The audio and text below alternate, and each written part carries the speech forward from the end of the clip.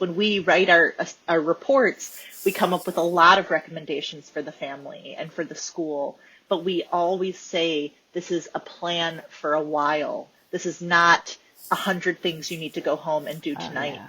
Let's take one at a time and let other things go while we're focusing on these steps. So if you're focusing on sleep, maybe we're not worried about nutrition at this point in time, or we're not worried about brushing your teeth tonight, or whatever it might be. Well, yeah, you have to pick your battles, right? Pick your battles. Let a few things go. Well, the way for to sure. any kind of habit change or changing a pattern, it's like I like to say it's super unexciting, baby step by baby step. My name's Randy Rubenstein, and welcome to the Mastermind Parenting Podcast. At Mastermind Parenting, we're on a mission to support strong-willed kids and the families that love them. Hello, hello, hello. I have a topic that I know is on many of your radars this week, ADHD. Today, you're going to hear a conversation with me and the authors of a new book, Different Thinkers, ADHD, Dr. Katia Fredriksen, PhD, and Dr. Yael Rothman, PhD. And they are they're pediatric neuropsychologists. And this is a children's book that they wrote. It's a resource. We talk about it. They also talk about what is ADHD. Like, I know most of us know what it is, but I kind of wanted to I had pediatric neuropsychologists with me. I wanted to hear how they defined ADHD.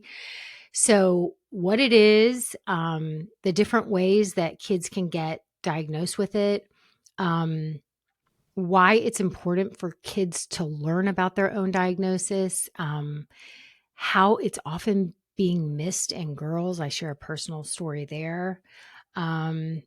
How we as parents and caregivers can support and guide a kid through this diagnosis. I asked them, is this considered a difference or a disability?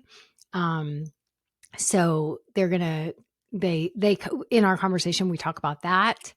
And, really this mindset of how you help your kids understand, like how to even understand it. I also asked them a couple of hard questions. I mean, not going to lie. I think I shocked them, both of them. If they were drinking water, they would have spit their water out, because there's one part in there where I use some pretty colorful language. So sorry if I offend you. But stay tuned for that one, because they were like, I'm sure they were like, what the fuck was she saying? But I share a lot of personal stories, and I think it's a really good conversation. And for those of you who are thinking that your kids might have ADHD, they've been diagnosed with ADHD, I think you're really going to enjoy this one. So that's what I got. Enjoy. Well, hello. I guess I should have asked you before we started recording if you want to be referred to as doctor, or if we can be on a first name basis here. First names are fine. Yep. Okay. Awesome. Well, listeners, welcome to this week. I have a topic that I know many of you are going to be interested in, ADHD. And today we have two lovely neuropsychologists. And if you're watching the video, I think it's to my right, to my right is Yael, and to Yael's right is Katia. Katia, am I getting that correct? Mm-hmm. Perfect. And Yael and Katia are neuropsychologists, and they wrote a book, and they're going to talk to us about this book and why they wrote the book and what they do and their area of expertise. And we're going to learn even more. Many of you already know a lot about ADHD. I don't think there's a parent out there that hasn't in some way been informed on what they think ADHD is. But today, I think we're going to uncover, we're talking to some experts who are really going to educate us on what is ADHD, so that you have a clear working definition before you just assume that your kid has ADHD because a teacher said that they were having some impulse control problems and they're 6. So welcome. I'm so glad you guys are here. I'm Thank excited you. for this conversation. Thank you so much. Let's start with the first question. What is ADHD and how is it diagnosed? Well, so ADHD stands for, as I'm sure most of us know, attention deficit hyperactivity disorder. And within ADHD, there are 3 subtypes. So if you've heard the expression, if you've met one person with ADHD, congratulations, you've met one person with ADHD. This is true because it looks very different in different people. And so you can see a subtype that is characterized by difficulty focusing and sustaining attention primarily, especially at times when the person is not necessarily particularly stimulated or interested by what's going on around them. There is another subtype called hyperactive impulsive subtype, which alludes to the 2 other traits that we look at in ADHD, which include difficulty inhibiting impulses and difficulty regulating one's activity level, i.e. sort of fidgeting, sort of difficulty sitting still, that sort of thing. And then there's a third subtype, which is combined, i.e. all of the above. And the 2 most common subtypes are the inattentive, which maps onto what we previously may have heard of referred to as ADD, and the combined. And in order to make the diagnosis, there are a couple of important points to attend to. One is we need to see a clinically significant degree of impairment, right? So everybody has moments of impulsivity, hyperactivity, and inattention, and that is not ADHD. We're talking about something that is significantly affecting the person's life in key environments, home, school, the athletics field, the workplace, right? And that segues us into a second important point, which is that you need to see the characteristics across multiple settings, right? So we need to, as evaluators, we need to see it in our office, and or parents need to see it at home, and or at school, and or, again, the coach on the soccer field, whatever it is. The reason that's important is because if you're only seeing these issues in a single environment, there may be something related to that environment, the demands that are the child is struggling with, that may not have something to do with the child, him or herself, in terms of actually having ADHD, maybe something more to do with the environment. So you really need to see it across multiple environments.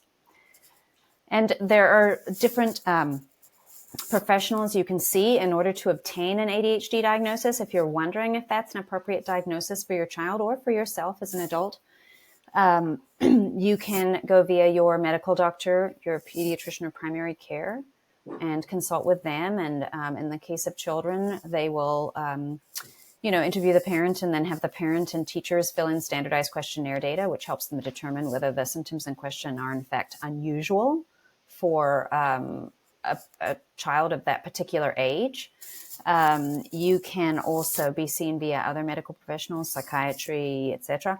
And then there's us, we're neuropsychologists, and we do a broader, more comprehensive assessment, which can include assessment to question, determine whether ADHD is an appropriate diagnosis.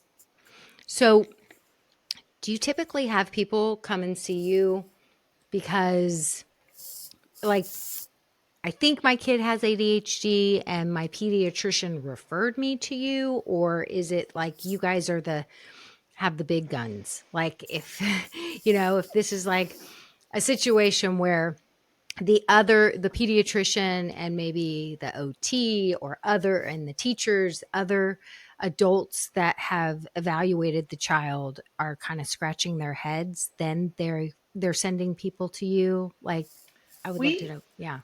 we get referrals from so many different places. Sometimes parents just come to us directly without talking to other different professionals and just know about us, maybe from a friend, a colleague, or something like that. Sometimes we do get referrals from doctors, including pediatricians, psychiatrists, other therapists, speech language therapists, occupational therapists, or school providers. So it does come from a lot of different places.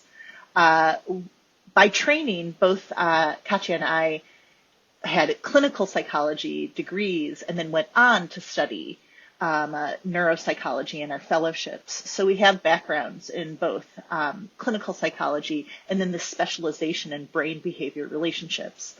So people would seek us out if they, again, like what Katia said, want this more comprehensive assessment.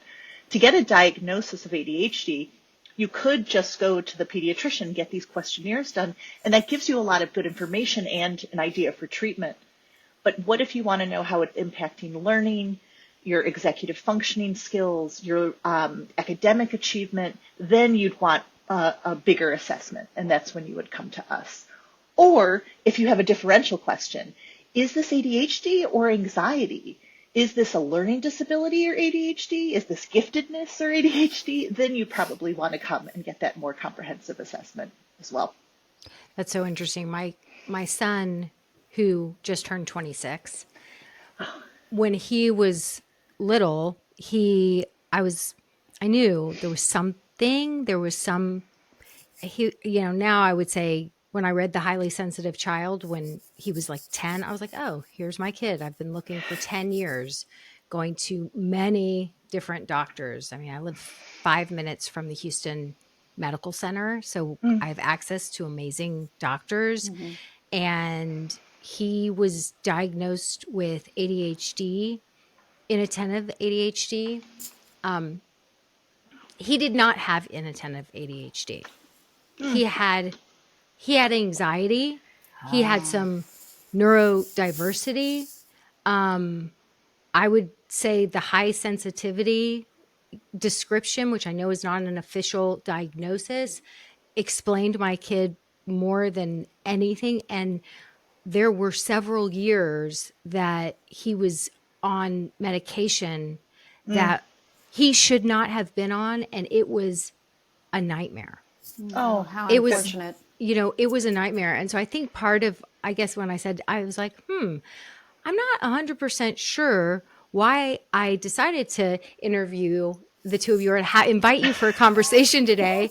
And I'm like, but whatever is meant to be will organically come out. And I'm like, this is what it is. And I think this is why I want people like yourselves who have had so much training and really do have an expert skill set in diagnosing kids with what really is going on. I feel like so often this, they have inattentive ADHD. And then they were like, oh, it's inattentive ADHD and a side of anxiety. Well, no, really, it was, we've got a person who smells are smellier, noises are louder, less is more. Stimulation overload happens. He would come home he would be fine at school, and then he would come home from school and he would just freaking collapse, and he was in the shittiest mood ever. And I was like, what is going on? And when we would give him the ADHD, and then it turned into ADHD meds, and then it was a cocktail. Oh, gosh, And then it was a cocktail. And I remember we would have to like try the new medicine out on the weekend. And I mean, he was in like 3rd grade, and everything in my mom body was like, no, like I didn't. And he was tiny and, and eat to live type kid. So there wasn't like a lot of meat on his bones. And they would say, well, try the medicine on the weekend. And I mean, this was a child psychologist. A child psychiatrist that had given us this diagnosis. Their office had assessed him, and give it to him on the weekend so you can see how it goes. And it was like everything, like literally I can remember the feeling in my body, which was just like, I hate this. It would make me feel sick inside to put this medicine in him. And when I remember one time he tried this new medicine, and I was like, like an hour later, I was like, where's Alec? I can't find him. And I found him in my dining room, hiding under the chair, like foaming at the mouth. Oh, wow. And Gosh. he was having such a reaction. So ultimately, when he got older and he had a really good teacher who worked with how his brain is wired, and understood that he was the kind of kid that like needed to be at the front of the class. And she taught him a lot of structures and really worked with him, really cared about him. And he went off the stimulants. Eventually what we realized as he got a little bit older and he could kind of express himself was he was anxious. And so like the Zoloft ended up being a godsend for him. Like that really was the thing that he needed. So all those years of the stimulants, my instinct was like, no, no, no. But here's all these professionals, these doctors who know better than me. So I didn't, and I was young. He was my first, and I couldn't trust that instinct yet. Right. And so I guess I want to know. Yeah, I don't know. What are y'all's thoughts on That's that? so complicated and hard, and we definitely see children being misdiagnosed. Often the other way around comes to us a lot, where kids are called anxious when really they might have some inattentive symptoms. This especially happens with females. Because that is the more common presentation, is the inattentive subtype, which is really subtle and in the early years can kind of go undercover. So that happens where maybe they're diagnosed with anxiety, and then we find out later about that. But it's not uncommon when you don't get all of the data present to you that unfortunately, some things can go missed. Right. No, go ahead. I just had a thought. I mean, it's just so much to parse apart, right? Oh, yeah. And what's also complicated is that medicine, like stimulants, can be life-changing for some kids. We hear stories all the time. Wow, like the child is just so much more comfortable and present, but when it doesn't work, like you had this situation, that sounds terrible. And I think that's where you really need to take that mother instinct and realize what's going on there. Right. I think it's always important to listen to those internal instincts, right? And maybe they don't entirely govern your behavior all the time, right? Because, I mean, we're all wrong at times, but you have to listen to them, right? As you sort of saw over time that you had this sort of sense that things weren't being done correctly for your son. And yeah, I mean, to what we were just talking about, it's so hard to parse things apart sometimes. And that's where it helps to have a really thorough sort of range of data to look through. So, for example, if your child comes in for a neuropsych assessment, we are going to talk really carefully to you and get the history and get standardized questionnaire data. We're going to talk to teachers and get data from them. We're going to talk to the OT, to the therapist, to the psychiatrist. We're going to talk to everybody who we can, who sees the child in different settings and environments and with different demands. And then, we're going to do our whole own set of observations and body of testing. And it helps, just the more angles you see the child from, the more it helps you parse through those things, because it can be really hard to distinguish, because inattention and anxiety can really overlap, right? So someone who's inattentive and they're daydreaming and they're looking out the window, and then they tune back in and they're panicked because they realize they missed what was going on, right? And vice versa. You could be sitting there ruminating about what you're anxious about, and lo and behold, you haven't been paying attention to the teacher or whatever it is. And so really it can be this bidirectional pathway, and there's a chicken and egg scenario sometimes that you need to figure out. And I really value our profession because not many people get to spend this much time with your child. A psychiatrist, a pediatrician, it might be an appointment, maybe even an hour long. I think probably max, yeah. Probably a lot shorter. We spend like 8 hours with your kid. It's so different, and we are also talking to so many different people. It's really exciting that we get to do that, and we really get to know your child through so many different perspectives. So thorough. And I mean, when you study to be a it's a neuropsychologist. When you're doing that extra level of school, like, are you mostly studying the brain, child development? Like, I would love to know a little bit more about that. Sure. Go ahead. We both are specializing in pediatric neuropsychology, so our fellowships were within centers that focused on child and adolescent development. So we have a whole variety of training in brain development and child development. in education and academic understanding. So a wide variety of topics. And the children, I would see, ranged in terms of medical differences, genetic differences, learning differences, emotional and social differences. So you're really learning about everything there is to know about a young child. Wow. I think it's so interesting because I've talked to so many pediatricians who come through my program as parents, and I've had one that one of my moms who comes on the podcast pretty frequently, and she's so honest and awesome, and we just have conversations like this. And the thing we've discussed over and over again, she's like, I was not trained in behavioral strategies. I was trained to diagnose illness. And the thing is, I mean, do you consider ADHD to be an illness? Ooh.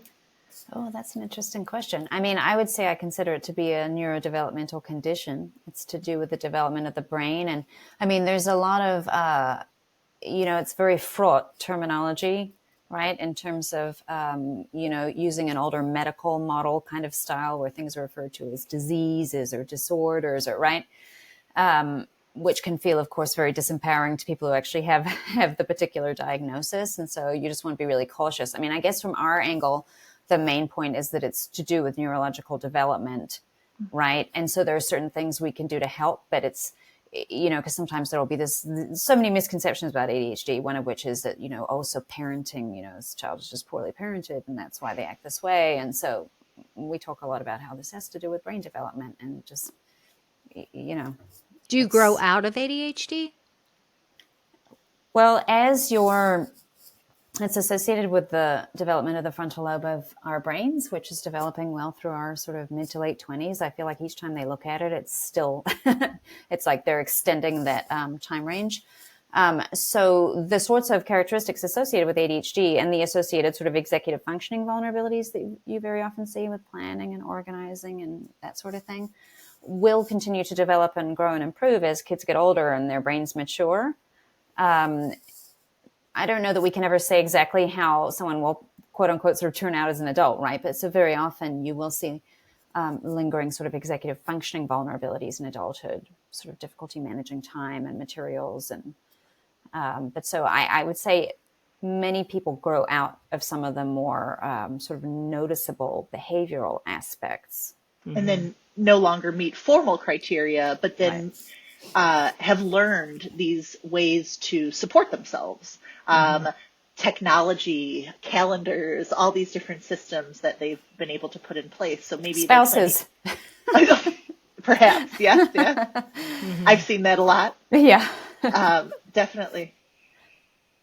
Do you think that ADHD is like, do you think that it's considered to be a difference or a disability?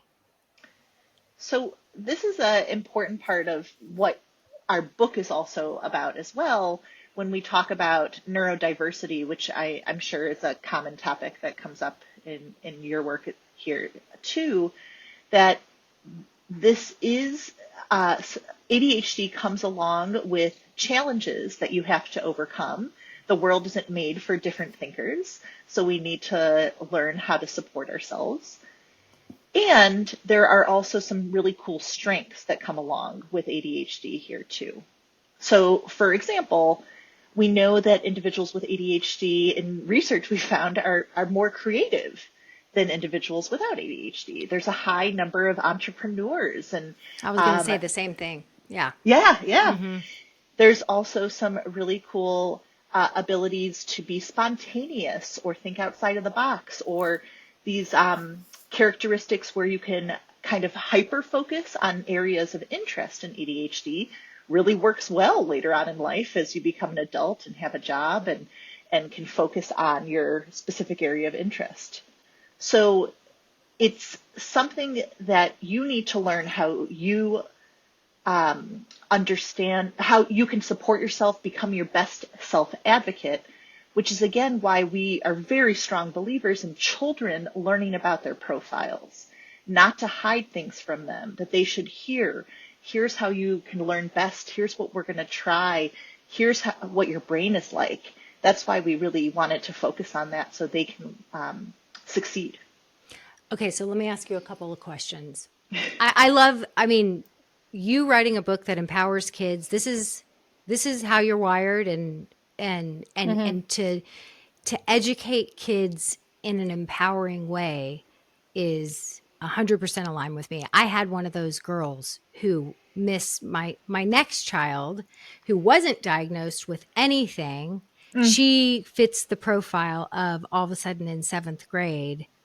There was like, I mean, school was always, she was a little, she was a summer birthday. We had held her back. She was, the world just always kind of worked for her, and she was a voracious reader. So like, it wasn't, she was bored as can be in school. And not because she was a genius, but because it was freaking boring. Unfortunately, traditional curriculums are a lot of worksheets, and they're not play based, and and so and I sent my kids to traditional schools, and so she just sort of naturally, organically supplemented, and she would just be, she was so, her books were like her lifeline. She would read all day long at school. And because she was reading, if you're reading Harry Potter in 2nd or 3rd grade, like the teachers pretty much left her alone. Like, she'd get the assignment done real quick, and then she'd just get to read her book. And so it got missed. And then all of a sudden, when she was in middle school in 7th grade, it got more rigorous. She was in all these honors classes. And for the first time ever, things started to challenge her a little bit. And that's a really common story we hear a lot. Really? And it's because Katia likes to say, and I'm sure other people do, like the squeaky wheel gets the grease, right? So it's in those early years, it's the child who is calling out and maybe misbehaving in a way that it's impacting the class.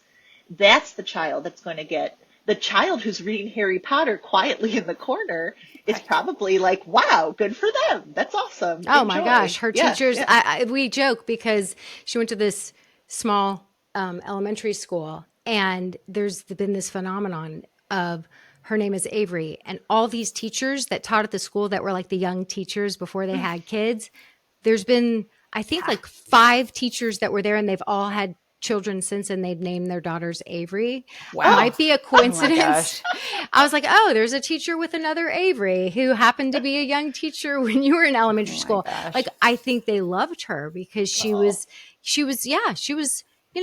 like augmenting their curriculum. She wasn't being disruptive. She was just reading another book. And until it caught up with her. And those demands increase, and you're expected to do more independently, and you never learn the skills. We see a lot of kids who just got by with never having to open a book or study or do anything, and then suddenly, boom, those honors classes. Right. It'll come at one point or another, right? It'll be middle school, high school, college, adulthood. I mean, we have people who, like Yael was saying, we assess pediatric population, but parents will come in and say, well, I just got my ADHD diagnosis and I'm 45. Oh, I think I think I have it. I mean, I'm like, I think our brains are wired very similarly. And she's now a senior in college. Oh, great. And she's been raised with mastermind parenting. So we have she's very aware of how she's wired. And it's so interesting because the way we kind of talk about it, she and I, is when she's in an engaging class, a topic that interests her, a teacher that is really amazing at teaching and is super engaging, she's on the edge of her seat. She loves it. But so often, she's like, oh, I have to get through this class because it's so much harder, right? I mean, that's the whole, I always get on my soapbox. but this like attention deficit hyperactivity disorder, right? I think this deficit word is ludicrous because it's very misleading, right? Because we're not talking about someone who cannot attend. And so sometimes parents will be like, what do you mean my kid has ADHD? He can pay attention when he's like, they can building play Legos video games for hours. For sure, Yeah. for sure. Yeah. I mean, it's all to do with the degree of how stimulating it is, how comfortable and competent and interested the person feels, and then you add on that emotional load that comes with feeling bored or stressed or, overly challenged. And it's literally so much more difficult to implement those same skills, right? Yeah, I agree. She and I mean, when we talk amongst ourselves, we kind of joke that I was like, I think that schools should use kids that are wired like you as like performance review, like performance review tools for like what teachers are good and what teachers aren't. Because when she hasn't engaged, it really doesn't matter what the subject is. And it's been this way ever since middle school. When she has an engaging teacher, she's all in. But when she has it's like a teacher and it's a Bueller. She's like, I literally want to die. Like, I can't believe I just made it through that class. And she does have a prescription. She's also old enough to really explain what it feels like. So even though she is ADHD, she says the stimulant, she's like, it helps me. It helps me to be able to attend in classes that are super boring, but okay, now y'all are going to have to I hope I don't offend you, but I'm probably going to offend you. She's like, but it makes me super cunty. Like you're like, I wasn't expecting that. I wasn't sure what was about to be I knew something bad was coming, but I was just curious as to what direction this was going in. Yeah. Like, I'm like a little angry. I'm a little mean. And like, well, that's unfortunate. She says it really, it's like, it will help her to attend. And it also changes her personality a little bit. Oh, that's a bummer. Well, is it the right one? I mean, because not to question like your, yeah. But just, I know that different stimulants have different effects on different kids, right? Like sometimes there will be appetite suppression. Sometimes they've tried. They won't. Yeah. She's had like 3 or 4. And that's hard. I mean, I think she also has a system that, processes things. I think look, as you guys know, this is your area of expertise. It's like how each human being processes how a drug, how they react to a drug is so different that, and we are PhDs, not MDs, so we don't prescribe the medications, but we talk about it a lot. we do, because we're evidence-based providers. We look to the research, and medications can be so amazingly effective for many individuals. But if you have these side effects, for sure, everybody out there listening, please talk to a medical provider and see if there are other options. I have another question. Before, because I want to talk about the book and I want to talk about your philosophy and hear more about how people really do talk to their kids in an empowering way. My daughter does think she knows that, I mean, I've given her these other assessments that I use a lot of times in my business. And so we really call her ADHD, her quick start. She's not averse to risk. She plays hard. She goes balls to the wall. She lives in a very big way. And I feel like she's proud. She's proud of the way that she's wired. She understands it. And also I think, the thing that I'm so surprised when parents come and work with me and the first thing they come in with is with the labels, so we know before we know anything else about the kid, we know they've got this label, they've got this diagnosis, well, they're ADHD and this, that, and the other. Very rarely has anyone ever done a proper sort of sleep hygiene analysis of their child. And so when everyone comes and works with us, and every family that comes and works with us, we start with basic needs and we get the sleep cleaned up. And almost everyone needs it. Right. Almost everyone.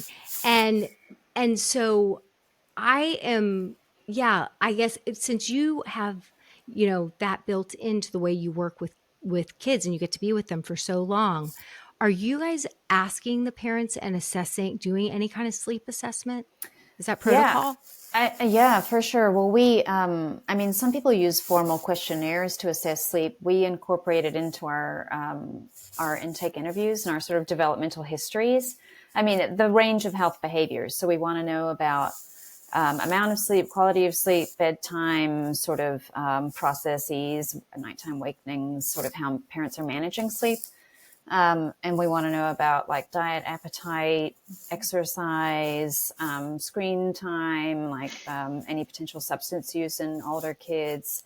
We're wanting to get that full sort of array of where the health behaviors are. Because so often, it's like when, someone comes in with a mysterious symptom. Well, you want to rule out any sort of underlying medical etiology. And so it's sort of along those lines, like, is there something medical that needs to be taken care of before we even sort of dig into the other pieces?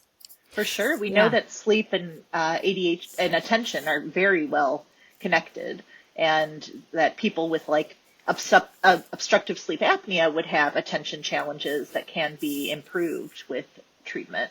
So for sure, you'd want to ask questions about that. And the phones, like the screens in the room, the sleep hygiene, right? Yes. Such a big issue. So hard. I know. It is so hard. But I think, so many people come in and they have the label. And then I'm like, did you know that if you read the symptoms of ADHD and then the symptoms of a person who is sleep deprived, right? They're pretty similar. Oh, for sure. Yeah, you want to be sure that that piece is reasonable, right? Before you sort of go down a diagnostic or medication path that might not actually be appropriate, right? Well, I think this is part of the problem in our mainstream world, is because so many professionals are not doing this sleep assessment and digging in as thoroughly with these kids. And so we've got a teacher saying, oh, he blurts out, he can't keep his hands to himself, he's not, he's not able to, he doesn't seem to be grasping the concepts I'm teaching. So we have a teacher, and I don't blame the teacher. This is the way the teacher's been educated, and the teacher's got 20 plus kids in their class, and it's a lot to have a kid that has impulse control issues. It can hijack your day. And so, those symptoms, not the kid, but those symptoms can really, make your day very difficult. But because sleep isn't being ruled out, that this is a sleep issue, it's like, well, it looks like they've got ADHD, and, we're going to go the med route. Let's say if somebody was talking to their pediatrician about this.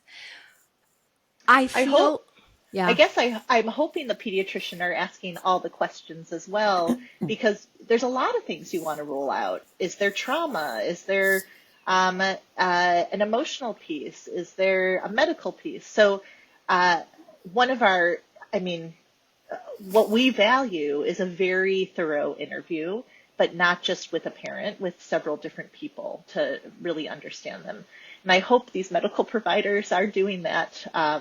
I don't think so. I don't think they are. I don't think they are, because I'm telling you, family after family comes in, and and I don't ever argue with someone's label. We're just like, well, we're just going to start with sleep. And it's not until after a while. And I would never, I'm like, I am not a doctor, but we just start with basic needs, yours and theirs.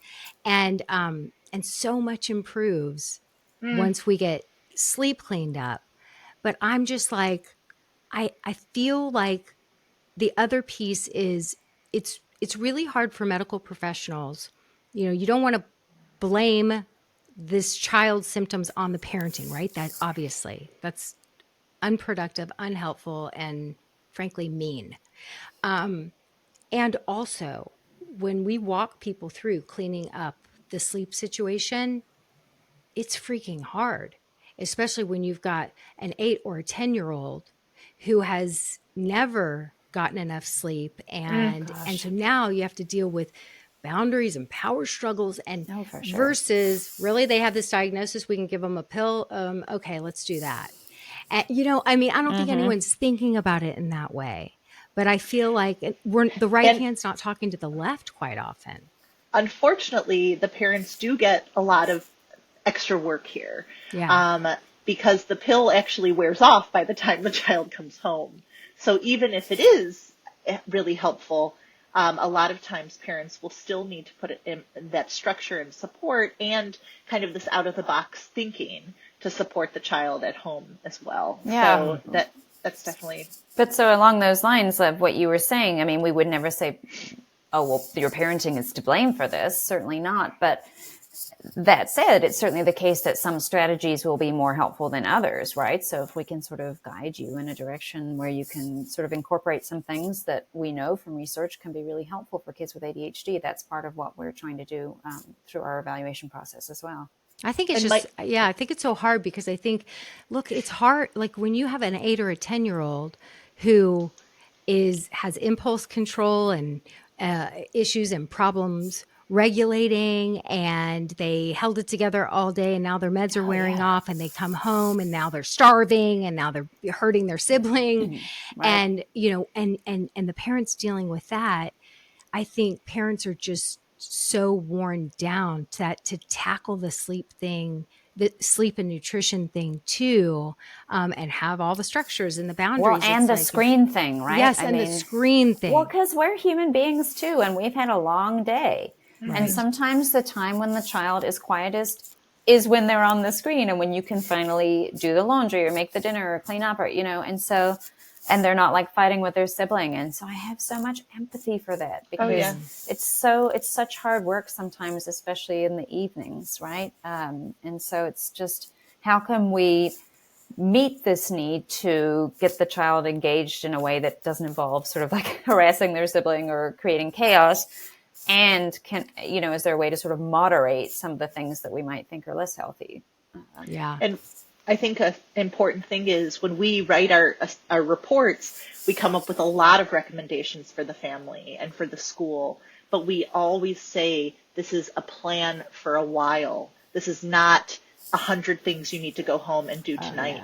Let's take one at a time and let other things go while we're focusing on these steps. So if you're focusing on sleep, maybe we're not worried about nutrition at this point in time, or we're not worried about brushing your teeth tonight or whatever it might be. Well, you have to pick your battles, right? Let a few things go. Well, the way to any kind of habit change or changing a pattern, it's like, I like to say, it's super unexciting, baby step by baby step. Sure. And Lindsay, who works with me on my team, she likes to say less is more. Only because people come in and they're like, they want to tackle everything. And she's like, says, so that is great advice. And we say the same thing. One thing at a time. Right. One thing at a time. Sometimes I'll say, you'll get the report. We've talked about all this stuff. I'll write it all up in your report.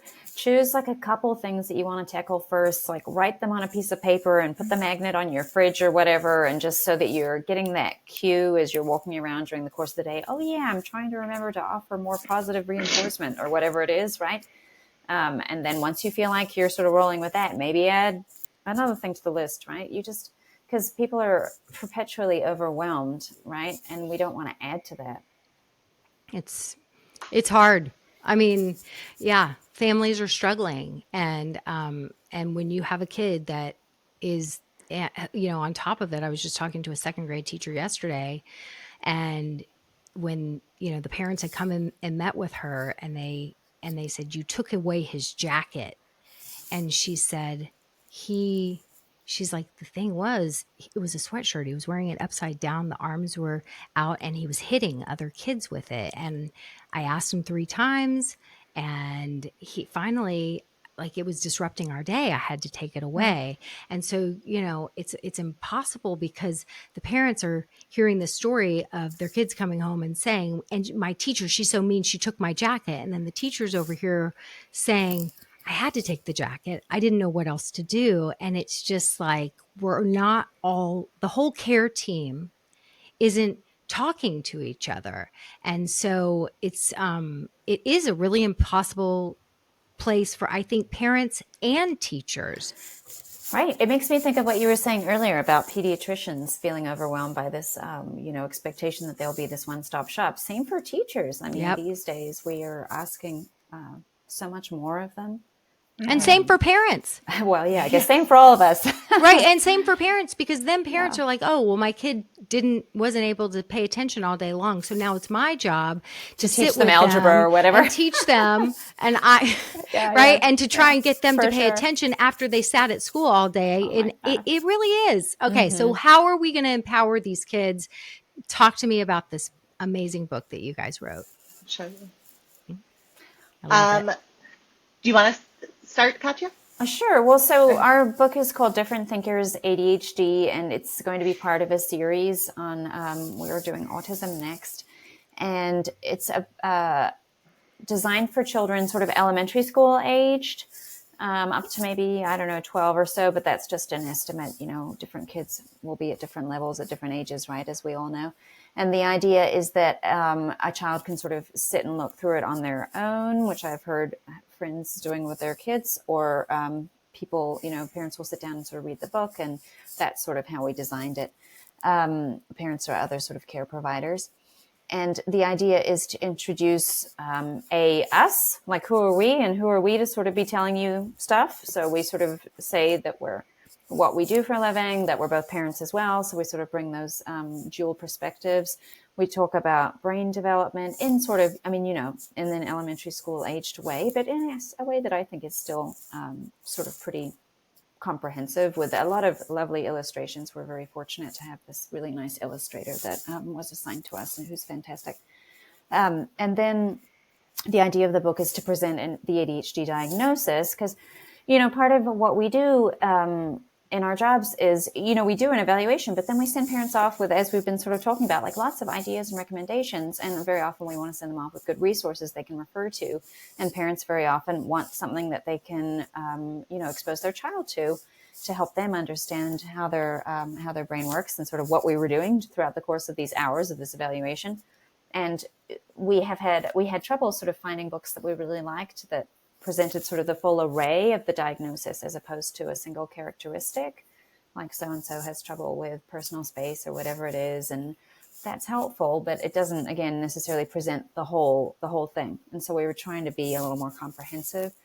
And so in the book, we present 3 different vignettes of children who have different sorts of ADHD, right? Whose ADHD presents in a different manner.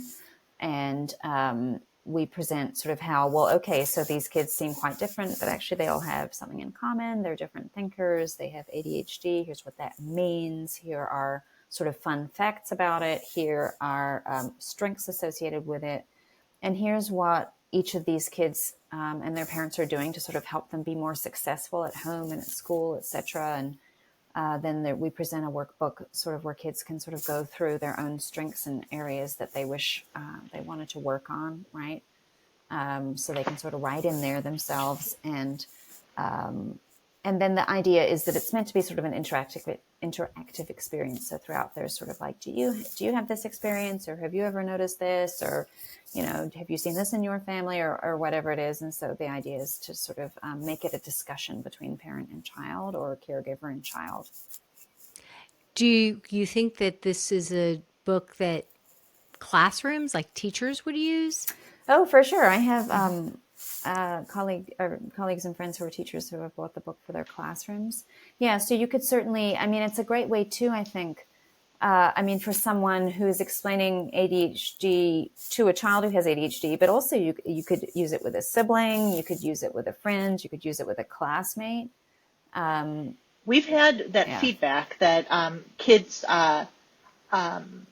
who do not meet criteria for ADHD, they don't have ADHD, were being read the book, and they said, "Oh, that's not me, but that I recognize that in like a classmate," and it helped them understand some of these things. And actually, we got the feedback that the child really enjoyed talking about some of these things and wanted to talk about their own strengths and challenges, which again had nothing to do with ADHD, but it opened up a really cool conversation between the child and their parents. I love that. I remember when my son, who's now a senior in high school, was in kindergarten, I was laughing because I was like, everybody goes and finds the right resource to find out, what is, is my child, is there something to figure out about my child? I was like, but really they could just ask their kindergarten classmates, because I remember Corey was in kindergarten, and in the middle of the year, they got a new student, and I was asking after school, we were talking about it, and he's like, oh, we got a new student. I was like, oh yeah. And so he was telling me, and I was like, oh, and did you play with him at all? What was he like? And he's like, oh, he's just like this one and this one. He named a boy and a girl who were the two kids that I knew had some neurodiversity and were probably on the spectrum. It turns out it did end up being on the spectrum, but it wasn't figured out until maybe like by fourth grade. And it was when they were I was like, Corey knew in kindergarten. Good instincts there, Corey. But it was like the kids know, he's like, oh yeah, he's like so-and-so and so-and-so. You know what I like? I like how he said he's like so-and-so and so-and-so. He didn't say he's like a pain in the butt, or, it was some pejorative. I mean, that's what that's one reason why we think we really want kids to know, to call a spade. Like, this is your diagnosis. This is what it means. You're great at this. Certain things are harder for you. Here's what we're going to do to help with that, as opposed to, kids labeling themselves or being labeled by classmates, because not all children are as kind as Corey was, right? And are really sort of, oftentimes it'll be more of a negative kind of a label, and that can be really hard for he was also in kindergarten, so I think it was like still, that. I don't know. well, it was like that young innocence. And the other thing I'll say for parents who have kids who are ADHD, my daughter, her understanding how she's wired. So books like yours, resources like yours, conversations that you can have with your child, especially, I love that your book can be a conversation starter. What it looks like now is, she's a senior in college. So there have been times where she's getting an internship, or, and as her mom, she turns to me and she's stressed about something, and I'm sort of coaching her, helping her, supporting her. When I have a resource that I know could help her, I know, like, I'm kind of a fact finder, so I love resourcing things. I know if I find a good resource, like a 30-minute long YouTube video on something, I will literally screen grab the golden 2 minutes, and I'll just like screen record 2 minutes, and I send her that 2-minute clip. Because what I know about her brain is that if I send her the link and she looks at it, and she'll mean to, it'll be on her to-do list. She will really have the best of intentions, but it really actually will just add to her stress. Versus if I'm like, hey, I grabbed this little 2-minute clip, 2 minutes, and you can even speed up to 2 minutes to, you can speed it up if you want to, or and just to help her in that way, like she'll watch the 2-minute clip. So I think it also helps your kid if they know how they're wired. Too much information, system overload. But you also, like, I could be like, I sent you that clip. Here I am using my time. You said you were stressed about this internship thing. I'm not going to send you resources if you're not even going to take the time, but I know 2 minutes. So I think that this awareness piece is so critical in supporting your kid who is, whose brain is wired differently. Well, in regard to their awareness, and also in regard to the parents, right? I mean, it sort of dovetails with what we talk to folks a lot about, which is this whole idea of things that your kid is choosing not to do and things that they literally cannot yet do, like the whole can't do, won't do thing. Like the perspective there on the clip could be, well, you've chosen not to watch this clip. I put all this effort and thought into to obtain for you, whereas it's just going to be an additional sort of burden for her despite her best intentions. And so you've sort of tailored it so that it will be an effective intervention for her, right? Yeah. Yeah. And it's, I think so often people are fighting. It's like so many arguments are just a big, giant miscommunication. And so when we have this added awareness piece, which is, what does this label mean? It's actually it's not necessarily a disability. It's there's a lot of entrepreneurs. There's a lot of people doing amazing things, right? Who really, we need, I mean, I think probably all of Silicon Valley is, it's like a neurodiverse population. Would we each have these little amazing computers, Right. with No us kidding. that the love hate, there's lots to hate about Silicon Valley, maybe because maybe they're like, oh, social skills and thinking about human relationships, that's not really our skill set. So we weren't really thinking about how addicted you all were going to get to these things. But you know what? Without that neurodiverse population, would we have all of these amazing advancements? Like, I think there is a lot of positives there, but I don't think we're having those conversations if we're thinking about it like there's something wrong with our kid and they just, Right. drew the short straw. Right. Well, I mean, we all have strengths and weaknesses, right? And some things sort of are sufficiently pronounced that we put like a name to it. But we all have our own individual profile. That's always what I say to kids when they come in to start the testing. Something's going to be easier for you. Something is going to be harder. That's just part of the process, Welcome, Don't be worried about it. welcome to the world. Yeah, welcome to being a human, right? And if we were all exactly the same, I don't think we'd be called human. I think we'd be called robot. For sure. It would be a pretty boring place, wouldn't it? Yeah, it would. Okay, well, this was a fun conversation. Thank you so much. Yeah, Thanks for having us. The shock value with the C word. I know, right? I'm going to have to write about that in my journal tonight. Exactly. You're like, whoa, Woo! woo. That just sent my nervous system Spicy. into a state. Yeah. Is there any final thoughts or anything you'd like to leave the listeners with? I hope this is a helpful resource to many families or educators or other providers out there. Know that asking for help and guidance is so important, and we would love to be resources for people or talk to other professionals. But getting comfortable with neurodiversity diagnosis, that's so helpful to understanding a different thinker.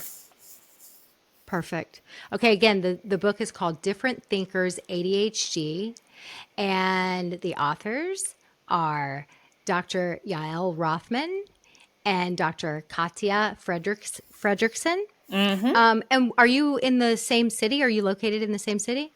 For now, one of us is moving in a few months, but yeah, we're in DC in the suburbs. Got it. Oh, I guess it's Yael that's moving. I know. How did you know that? You Snake. can tell. She's leaving. Where are you going? I'm heading to New York. I'm having a baby in 3 days, and then Wow. In the summer we'll be moving. Yes. You're having a baby in 3 days, and here you are with me. I know. Pretty cool, huh? I wouldn't want to be anywhere else. Yes. Oh my gosh! Congratulations! And this is your second baby. Yes. Yeah. Yeah. Oh my gosh, this is exciting. Okay, well, thank you. Extra thank you for being here. This was fun. All right. Thanks so much. And I'll put a link in the show notes for everyone so you can buy the book. Thank you. All right. So much. Thank you. We Thanks for appreciate having it. us. You're welcome. Bye-bye. Thanks for listening today, guys. I hope you picked up some tips, tools, maybe some baby steps for creating more balance and boundaries in your life. And I just wanted to let you know, if you want to continue moving the needle forward in creating this for yourself, having a happier household, I want you to go to my website and check out mastermindparenting.com. We have 3 beginning programs, and if you need some accountability and more support, then please look for the one that would be a good fit for you. And as always, we're on all the social channels under Mastermind Parenting. On Instagram, it's mastermind_parenting. And, periodically I do pop up on different Instagram lives, Facebook lives, where I give you teaching and coaching, and I love engaging with you live to help you help your strong-willed kids so that they can feel better, because when they feel better, they do better. And I love, love, love getting to know you guys. So thanks for listening. If you like this podcast, please don't forget to subscribe, rate, and review. Super, super appreciative.